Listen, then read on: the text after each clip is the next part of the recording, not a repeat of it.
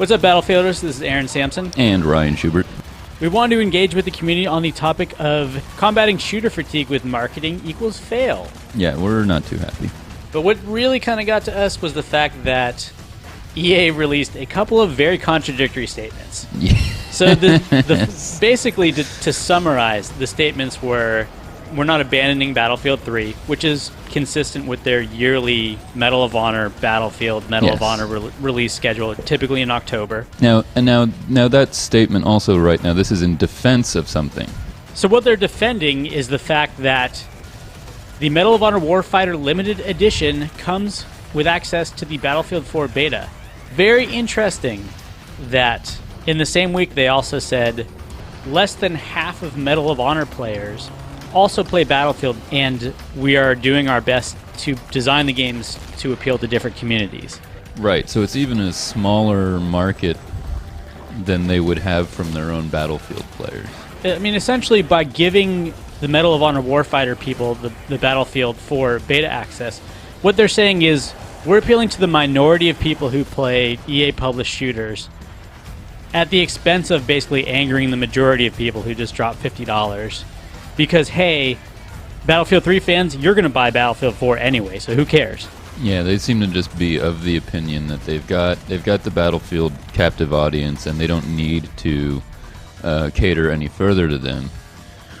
And then at the same time are, trying to rope in, I think, trying to get that smaller part of the Battlefield community to continue to purchase Medal of Honor. So in the background here, as we're talking, you'll see some of the video comparisons we've done, basically mostly in the single-player campaigns, about very, very similar, if not exact copies of sequences in between the two games. So let's lay this out for you. Basically, the claim is that they're separate audiences. What we're hoping to accomplish today, though, is to pretty much say that EA is basically just saying this stuff to try and avoid shooter fatigue. They're modern war shooters. They have their quirks about them that are different, but there is so much that is the same. So we went and did some research on our site, and they've consistently released at approximately a year, typically in October, Battlefield Bad Company, then 7 months later... Bad Company 2. Yeah, Battlefield Bad Company 2, then Medal of Honor, then October it's Battlefield 3, then October it's Medal of Honor Warfighter, and then fall of 2013, Battlefield 4 beta, and fall at some point October. We're assuming it's range. the same cycle. Now you had pre-order access to Battlefield 3 beta. From Medal of Honor. Yeah, the Operation Metro 2 weeks or whatever it was. Yeah. So we're seeing the exact same thing occurring again. Medal of Honor Warfighter pre-order people getting first crack at Battlefield 4 beta. Yes. And also, there's a lot of things that we've seen in the evolution. So EA is the publisher, yes. Danger Close does Medal of Honor, and DICE does Battlefield. Right. But these two studios, whether by EA or just the two studios themselves, have been basically coordinating on... Right. We saw DICE basically bring Frostbite to Medal of Honor for the multiplayer, and then now, even though DICE isn't involved in Warfighter, Frostbite 2 is being used. And not only that, but EA brought over Conquest and Rush into the original Medal of Honor, which you can't tell me wasn't there to appeal to Battlefield Bad Company 2 players. Right, especially Rush is conspicuous, given that Conquest is kind of in one form or another in every game, but Rush is pretty obvious. Rush is pretty much Battlefield. Yeah. It is now. I mean, the PC players are going to hate us for making that statement. Sorry, since PC Rush... players. I know when we go on the forums, we do see a stark difference. There's a lot of PC players out there who played Battlefield for years, and they love Conquest, and they want everybody to take their hands off every other game mode. Yep, so true. Largely for console players, there's definitely been an evolution here. So let's talk about single player, because that's where I think probably the most influence has occurred. Yeah, it's painful to talk about single player in connection to Battlefield, but we can do that.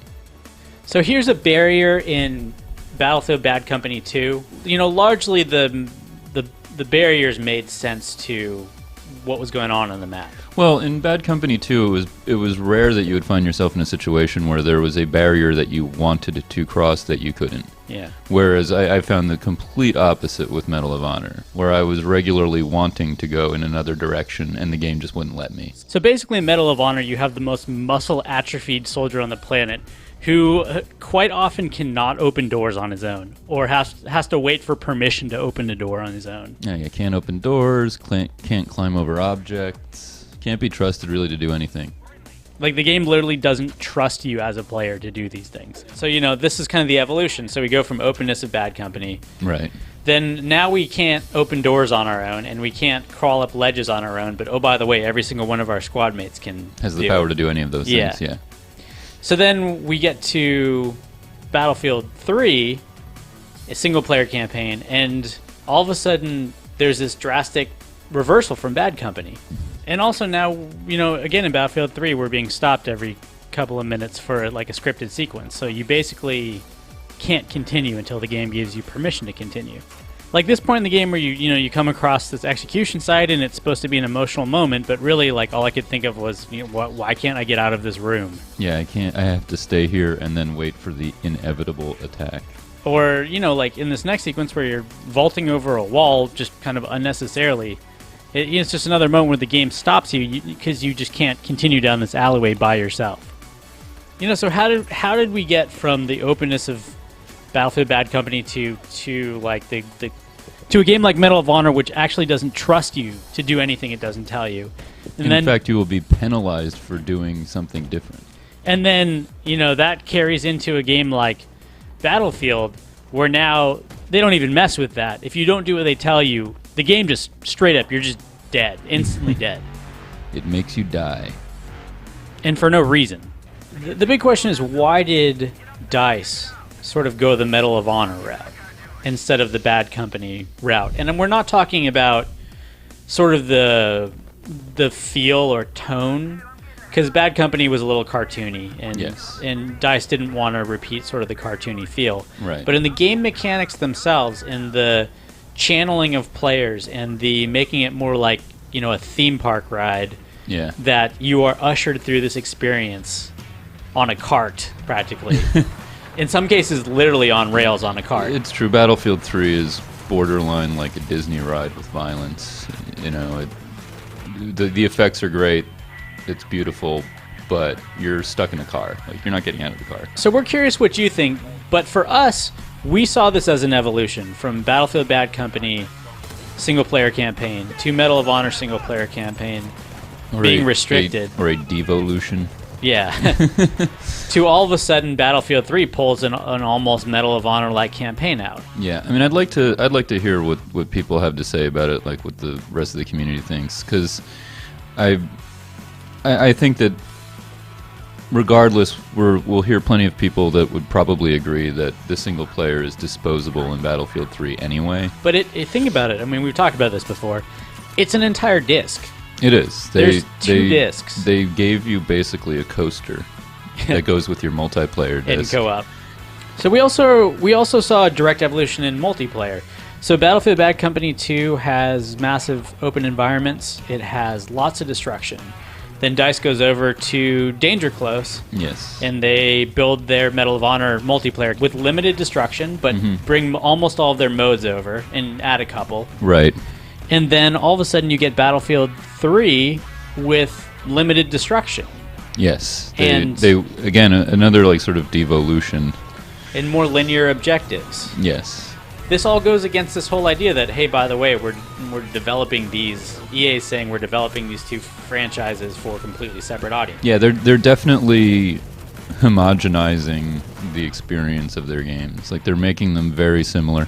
And I would also be kind of curious what PC players think who didn't play Bad Company. Like, coming from Battlefield 2 and having that sort of completely awesome multiplayer experience to being offered this single player game and knowing also that the multiplayer is so heavily influenced by these other games that were primarily like, you know, a console audience.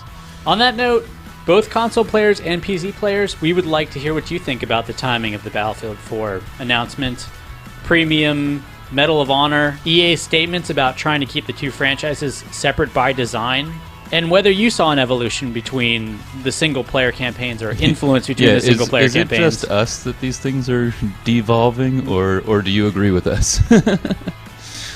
As always, thanks for watching, and we'll see you on the battlefield.